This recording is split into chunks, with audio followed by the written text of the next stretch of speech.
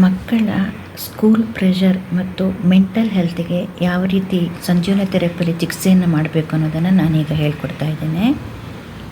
ತಲೆಯ 3 ಭಾಗಗಳಲ್ಲಿ ನಾನು ಪಾಯಿಂಟ್ಸನ್ನು ಹೇಳ್ಕೊಡ್ತೇನೆ. ಮೊದಲಿಗೆ ಯಾವುದಂದರೆ ನೋಡಿ, ಮೂಗಿನ ನೇರ, ನಡು ಬೈತಲೆ ಇದೆಯಲ್ಲ, ನಡು ಬೈತಲೆಯಿಂದ ಶುರು ಮಾಡಿಕೊಂಡು ಇಲ್ಲಿ ತನಕ ನಡುನೆತ್ತಿ ಹಿಂದೆ ತನಕ ಕೊಡಬೇಕು. ಒಂದು ಲೈನಿಗೆ ಈ ಥರ ನಡು ಬೈತಲೆಯಿಂದ ಇಲ್ಲಿ ತನಕ.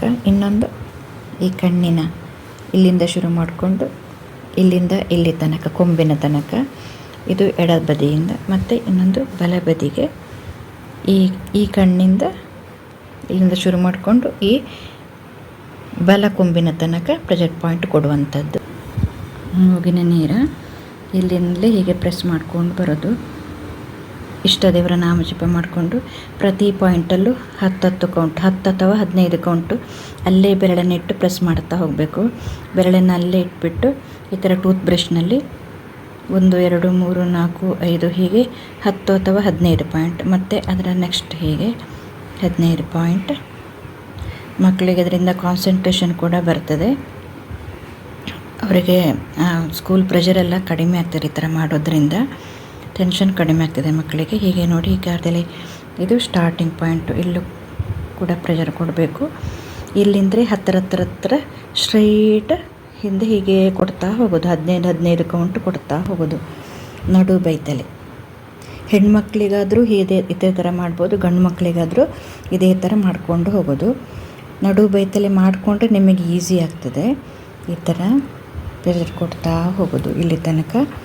ತಲೆ ಹಿಂಬದಿ ಎಲ್ಲಿವರೆಗೆ ಹಿಂಬದಿಗೆ ಹಾಕ್ತದೆ ನೋಡಿ, ಅಲ್ಲಿವರೆಗೆ ಈ ಥರ ಪ್ರೆಷರ್ ಕೊಡೋದು. ಹಿಂಬದಿಗೆ ಅವಶ್ಯಕತೆ ಇಲ್ಲ, ಇದು ತಲೆ ಹಿಂಬದಿಗೆ ಬೇಡ. ಇಲ್ಲಿಂದ ಎಲ್ಲಿ ತನಕ ಈ ನಡು ಬೈತಲೆ ಕಾಣಿಸ್ತದೆ ನೋಡಿ, ಅಲ್ಲಿ ತನಕನೂ ಈ ಥರ ಪ್ರೆಷರ್ ಕೊಡ್ತಾ ಹೋಗೋದು. ಹತ್ತಿರ ಹೀಗೇ ಕೊಡೋದು. ಇಲ್ಲಿ ತನಕ ಕೊಡ್ತಾ ಹೋಗೋದು. ಇದು ನಡು ಬೈತಲೆಯ ಪಾಯಿಂಟ್. ಅರ್ಥ ಆಗಿರ್ಬೋದು.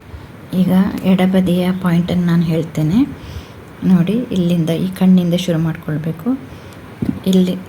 ಇಲ್ಲಿಂದ ಹೀಗೆ ಶುರು ಮಾಡ್ಕೊಂಡು ಹೀಗೆ ಬಂದು ಈ ಹುಬ್ಬಿನ ಮಧ್ಯಭಾಗದಿಂದ ಶುರು ಮಾಡಿಕೊಂಡು ಲೈನು ಇಲ್ಲಿ ಬಂದು ಈ ಎಡ ಕೊಂಬಿನ ತನಕ ಪ್ರೆಷರ್ ಕೊಡ್ತಾ ಬರೋದು. ಅಂದಾಜಾಯ್ತಲ್ವ ನೋಡಿ. ಇಲ್ಲಿಂದ ಹೀಗೆ ಶುರು ಮಾಡ್ಕೊಳ್ಳೋದು, ಹೀಗೆ ಬಂದು ಈ ಲೈನಿಗೆ ಬಂದು, ಈ ಲೈನ್ ಯಾವುದು ಅಂತ ನಿಮಗೆ ಕನ್ಫ್ಯೂಷನ್ ಆಗೋದಕ್ಕೆ ನಾನು ಹೇಳಿದ್ದು, ಈ ಹುಬ್ಬಿನ ಮಧ್ಯದಿಂದ ಲೈನ್ ಹೀಗೆ ಬಂದು ಇಲ್ಲಿಂದ ಪ್ರೆಷರ್ ಕೊಡ್ತಾ ಹೋಗೋದು. ಅದು ಯಾವ ಥರ ಅಂತ ಹೇಳಿದ್ರೆ ನೋಡಿ, ಈ ಕಣ್ಣಿನ ಸುತ್ತಲೂ ನಾವು ಬೇಕಿದ್ರೆ ಬೆರಳಲ್ಲೇ ಪ್ರೆಷರ್ ಕೊಡೋಣ. ಈ ಥರ ಇನ್ಸ್ಟ್ರೂಮೆಂಟಲ್ಲಿ ಕೂಡ ಕೊಡ್ಬೋದು. ನಿಮಗೆ ಧೈರ್ಯ ಬಾರದಿದ್ದರೆ, ಮತ್ತು ನಮಗೆ ಸೆನ್ಸೇಷನ್ ಗೊತ್ತಾಗಬೇಕಲ್ವ, ಈ ಜಾಗ ಸ್ವಲ್ಪ ಸ್ಮೂತ್ ಇರ್ತದೆ, ಹಾಗಾಗಿ ನಾವು ಬೆರಳಲ್ಲೇ ಕೊಟ್ಕೊಳ್ತಾ ಹೋಗ್ಬೋದು. ಇಲ್ಲಿಂದ ಶುರು ಮಾಡ್ಕೊಳ್ಳೋಣ. ಈಗ ಇಲ್ಲಿಂದ ಫಸ್ಟ್ ಪಾಯಿಂಟ್ ಹೀಗೆ ಬೆರಳನ್ನು ಅಲ್ಲೇ ಇಟ್ಕೊಳ್ಳೋದು. 15 ಕೌಂಟ್ ತನಕ ಪ್ರೆಷರ್ ಕೊಡ್ತಾ ಹೋಗೋದು. 10 ಅಥವಾ 15 ಕೌಂಟ್. ಆಮೇಲೆ ಈ ಲೈನ್ ಇಲ್ಲಿ ಬರೋದು, ಮತ್ತು ಇಲ್ಲಿ ತನಕ. ಮತ್ತು ಈ ಕಣ್ಣು ಇಲ್ಲೆಲ್ಲ ಪ್ರೆಷರ್ ಕೊಡ್ತಾ ಇದ್ದರೆ ಕಣ್ಣು ಕೂಡ ರಿಲ್ಯಾಕ್ಸ್ ಆಗುತ್ತೆ ಅವರಿಗೆ. ಕಣ್ಣಿಗೂ ಬ್ರೈನಿಗೂ ಕನೆಕ್ಷನ್ ಇರ್ತದೆ ನೋಡಿ. ಟೆನ್ಷನ್ ಮಾಡಿದಾಗ, ಪ್ರೆಷರ್ ತುಂಬ ಇದ್ದಾಗ ಕಣ್ಣಿಗೆ ಕೂಡ ಸ್ಟ್ರೈನ್ ಆಗ್ತದೆ. ಹಾಗಾಗಿ ಇಲ್ಲಿ ಕೂಡ ಈ ಥರ ಪ್ರೆಷರ್ ಕೊಟ್ಟುಕೊಂಡು ಬರೋದು. ಈಗ ಈ ಲೈನಿಗೆ ಕೊಡೋದು. ಲೈನಿಗೆ ಕೊಡಬೇಕಾದ್ರೆ ಈ ಹುಬ್ಬಿನ ಮಧ್ಯದಿಂದ ಈ ಲೈನ್ ಅಲ್ಲಿ ತನಕ ಅಷ್ಟು. ಆವಾಗ ನಾವು ಈ ಇನ್ಸ್ಟ್ರೂಮೆಂಟನ್ನು ತಗೊಂಡೋಣ. ಹೀಗೆ ಕೊಡ್ತಾ ಬರೋದು ನೋಡಿ. ಹೀಗೆ ಹತ್ತಿರ ಪ್ರೆಷರ್ ಕೊಡೋದು. 15 ಕೌಂಟ್ ಕೊಡ್ತಾ ಹೋಗೋದು. ಪ್ರತಿ ಪಾಯಿಂಟಲ್ಲಿ ಕೂಡ 15 ಕೌಂಟ್. ಈ ಟ್ರೀಟ್ಮೆಂಟ್ ಹೆಣ್ಮಕ್ಳಿಗೂ ಮಾಡ್ಬೋದು, ಗಂಡು ಮಕ್ಕಳಿಗೂ ಕೂಡ ಮಾಡ್ಬೋದು.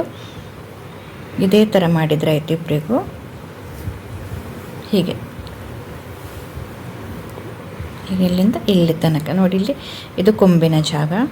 ಇಲ್ಲಿ ಒಂದು ಸ್ವಲ್ಪ ಸುತ್ತಲೂ ಸ್ವಲ್ಪ ಈ ಥರ ಒಂದು ಕಾಯಿನಷ್ಟು ಅಗಲದಕ್ಕೆ ಈ ಥರ ಪ್ರೆಸ್ ಮಾಡ್ತಾ ಹೋಗಬೇಕು. ಇಲ್ಲಿ ಪ್ರೆಷರ್ ಕೊಡೋದ್ರಿಂದ ಕಾಲು ನೋವು ಕೂಡ ಹೊರಟೋಗ್ತದೆ ಅವರಿಗೆ. ಹಾಗೆ ಇದೆಲ್ಲ ಟೆನ್ಷನಿಗೆ ಈ ಕಡೆ ಇರೋದೆಲ್ಲ. ಇದು ಕಾಲು ನೋವು ಏನಾದರೂ ಇದ್ದರೆ, ಅಥವಾ ಮುಂದೆ ಕಾಲು ನೋವು ಬರೋದು ಹಾಗೆ ಕೂಡ ಅನುಕೂಲ ಆಗ್ತದೆ. ಇಲ್ಲಿ ಥರ ಪ್ರೆಷರ್ ಕೊಟ್ಟೋದ್ರಿಂದ ಇಲ್ಲಿ ಹತ್ತಿರ ಹೀಗೆ ಕೊಡ್ತಾ ಹೋಗೋದು. ಜಾಗ ಆ ಕಡೆ ತಪ್ಪಿದೆ, ಈ ಪ್ರೆಷರು ಅಲ್ಲೆಲ್ಲೋ ತಪ್ಪಿದೆ ಜಾಗ ಅಂತ ಅಂದ್ಕೊಂಡು ಭಯಪಡಬೇಡಿ. ಅದು ಕೊಟ್ಟರೂ ಕೂಡ ಏನು ತೊಂದರೆ ಆಗೋದಿಲ್ಲ, ಅನುಕೂಲನೇ ಆಗುತ್ತೆ. ಇಷ್ಟು ಜಾಗಕ್ಕೆ ಏನು ತೊಂದರೆ ಆಗೋಲ್ಲ. ಜಾಗ ತಪ್ಪಿದೆ ಅಂತ ಟೆನ್ಷನ್ ಮಾಡಬೇಕಾಗಿಲ್ಲ. ಆ ಥರ ಕೊಟ್ಟರಾಯಿತು. ಇದಕ್ಕೆ ಎಡಭಾಗಕ್ಕೆ ಅಷ್ಟು ಕೊಡೋದು. ಇನ್ನು ಬಲಭಾಗಕ್ಕೆ ಹೇಳ್ಕೊಡ್ತೀನಿ ನೋಡಿ. ಇದೀಗ ತಲೆಯ ಬಲಬದಿಯ ಟ್ರೀಟ್ಮೆಂಟಿಗೆ ಯಾವ ರೀತಿ ಕೊಡಬೇಕು ಅಂತ ಹೇಳ್ಕೊಂಡು ನೋಡಿ. ಇಲ್ಲೂ ಅಷ್ಟೇ ಕಣ್ಣಿನ ಸುತ್ತಲೂ ಇಲ್ಲಿಂದ ಶುರು ಮಾಡಬೇಕು. ಈ ಥರ ಹೆಬ್ಬೆಟ್ಟಲ್ಲಿ ಇಲ್ಲಿಂದ ಹೀಗೆ ಬಂದು ಈ ಬಲ ಹುಬ್ಬಿನ ನಡುವಿಂದ ಶುರು ಮಾಡಿಕೊಂಡು ಲೈನ್ ಈ ಕೊಂಬಿನ ತನಕ ಬರಬೇಕು. ಅಂದಾಜಾಯ್ತಲ್ವ?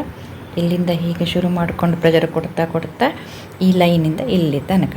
ಈ ಲೈನ್ ಏನು ಅಂದರೆ ಈ ಬಲ ಹುಬ್ಬಿನ ಮಧ್ಯದಿಂದ ಲೈನ್ ಆ ಥರ ಕೊಟ್ಟರೆ ಆಯಿತು. ಈಗ ಕಣ್ಣಿನ ಇಲ್ಲಿಂದ ಶುರು ಮಾಡಬೇಕು. ಹೆಬ್ಬೆಟ್ಟಲ್ಲಿ ಈ ಥರ ಪ್ರೆಷರ್ ಕೊಡೋದು 10 ಅಥವಾ 15 ಕೌಂಟ್. ಮತ್ತು ಪುನಃ ಇಲ್ಲಿ ಮೇಲೆ ಇಲ್ಲಿ ಈ ಥರ ಕೊಟ್ಕೊಂಡು ಇನ್ನೀಗ ಇನ್ಸ್ಟ್ರೂಮೆಂಟನ್ನು ಬಳಸ್ಕೊಳ್ಳೋದು, ಹೀಗೆ ಪ್ರೆಷರ್ ಕೊಡೋದು.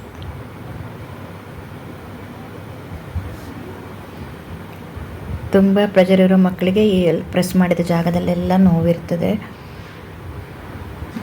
ನೋವು ಅಂತಾರೆ. ಅವರು ನೋವು ಎಷ್ಟು ತಡೀತಾರೋ ಅಷ್ಟು ಪ್ರೆಷರ್ ಕೊಟ್ಟರೆ ಆಯಿತು. ಬೆಳಗ್ಗೆ ಮತ್ತು ರಾತ್ರಿ ಮಾಡಿದರೆ ಅವ್ರಿಗೆ ಬೆಳಗ್ಗೆ ಹಗಲೆಲ್ಲ ತುಂಬ ಚಾರ್ಜ್ ಆಗಿರೋರು ಟೆನ್ಷನ್ ಫ್ರೀ ಆಗಿರ್ತಾರೆ ಸ್ಕೂಲಲ್ಲಿ ಮಕ್ಕಳು. ಆಮೇಲೆ ರಾತ್ರಿ ಮತ್ತು ನಿದ್ದೆ ಮಾಡೋಕ್ಕೆ ಕೂಡ ಅನುಕೂಲ ಆಗುತ್ತೆ. ರಾತ್ರಿ ಮಲ್ಕೊಳ್ಳೋ ಮೊದಲು ಕೂಡ ಈ ಥರ ಮಾಡಿಕೊಟ್ರೆ ಮಕ್ಕಳು ಆರಾಮದಲ್ಲಿ ಡೀಪಾಗಿ ನಿದ್ದೆ ಮಾಡ್ತಾರೆ, ಡೀಪ್ ಸ್ಲೀಪ್ ಆಗ್ತದೆ ಅವರಿಗೆ. ಈ ಥರ ಪ್ರೆಷರ್ ಕೊಡ್ತಾ ಹೋಗೋದು ಅಷ್ಟೇ, ಹೀಗೆ ಹತ್ರ ಹುಟ್ಟಿದ ಮಗುವಿನಿಂದಲೇ ಈ ಥರ ಪ್ರೆಷರ್ ಕೊಡ್ತಾ ಹೋಗೋದು. ಹುಟ್ಟಿದ ಮಗುವಿಗೆ ನಿಮಗೆ ಟೆನ್ಷನ್ ಇದೆಯಾ ಇಲ್ವ ಅಂತ ಗೊತ್ತಾಗೋದಿಲ್ಲ, ಆದರೂ ಕೂಡ ಇದನ್ನು ಕೊಡ್ತಾ ಇದ್ದರೆ ಆ್ಯಕ್ಟಿವೇಟ್ ಆಗ್ತದೆ ಬ್ರೈನು. ಪ್ರೆಷರ್ ಕೊಡ್ತಾ ಹೋಗೋದು. ಇದೀಗ ಬಲಬದಿಗೆ ಯಾವ ಥರ ಮಾಡೋದು ಅಂತ ಹೀಗೆ ಮಾಡ್ತಾ ಇದ್ದರೆ ಆಯಿತು. ಇಲ್ಲಿಂದ ಬಲಬದಿದು ನೋಡಿ, ಇಲ್ಲಿಂದ ಹೀಗೆ ಬಂದು ಹೀಗೆ ಇಲ್ಲಿಂದ ಇಲ್ಲಿ ತನಕ. ಆಮೇಲೆ ಮೂಗಿನ ನೇರ ನಡು ಬೈತಲೆಯಿಂದ ಶುರು ಮಾಡಿಕೊಂಡು ನಡು ಬೈತಲೆ ಇಲ್ಲಿ ತನಕ. ಆಮೇಲೆ ಎಡಬದಿ ಈ ಕಣ್ಣಿಂದ ಹೀಗೆ ಮಾಡ್ಕೊಂಡು ಹೀಗೆ ಬಂದು ಇಲ್ಲಿಂದ ಇಲ್ಲಿ ತನಕ ಪ್ರೆಷರ್ ಕೊಡ್ತಾ ಇದ್ದರೆ ಮಕ್ಕಳ ಈ ಸ್ಕೂಲ್ ಪ್ರೆಷರ್ ಎಲ್ಲ ಕಡಿಮೆ ಆಗ್ತದೆ. ಇಲ್ಲಾಂದರೆ ತುಂಬ ಟೆನ್ಷನ್ ಮಾಡ್ಕೊಂಡು ಅದು ಇದು ಅಂತ ತಿಳ್ಕೊಂಡು ತುಂಬ ಟೆನ್ಷನ್ ಮಾಡ್ಕೊಂಡಿರ್ತಾರಲ್ಲ ಮಕ್ಕಳು, ಆ ಪ್ರೆಷರೆಲ್ಲ ಕಡಿಮೆ ಆಗ್ತದೆ. ಇತ್ತೀಚಿನ ಮಕ್ಕಳಿಗೆ ತುಂಬ ಸ್ಕೂಲ್ ಪ್ರೆಷರ್ ಇರುತ್ತೆ. ಆವಾಗ ಈ ಟ್ರೀಟ್ಮೆಂಟನ್ನು ಮಾಡ್ತಾಯಿದ್ರೆ ನೀವು ಮಾಡಿ ನೋಡಿ, ಆರಾಮಾಗುತ್ತೆ ಮಕ್ಕಳಿಗೆ. ಆಮೇಲೆ ಒಂದು ತಿಂಗಳ ತನಕ ಒಂದು 15 ದಿವಸ ನೀವು ಮಾಡಿದ ಮೇಲೆ ಮತ್ತು ಅಮ್ಮ ಪ್ರೆಷರ್ ಕೊಡು ಅಂತ ಯಾರ್ಯಾರು ಪ್ರೆಷರ್ ಅವರಿಗೆ ಟ್ರೀಟ್ಮೆಂಟ್ ಕೊಡ್ತೀರೋ ಓಡಿ ಬರ್ತಾರೆ. ಅಮ್ಮ ತಲೆಗೆ ಪ್ರೆಷರ್ ಕೊಡಮ್ಮ ಅಂತ ಹೇಳ್ಕೊಂಡು ಮಕ್ಕಳೇ ಓಡಿ ಬರ್ತಾರೆ. ನೀವು ಮಾಡಿ ನೋಡಿ, ಖಂಡಿತ ಅನುಕೂಲ ಆಗುತ್ತೆ. ಸರ್ವೇ ಜನಾಃ ಸುಖಿನೋ ಭವಂತು.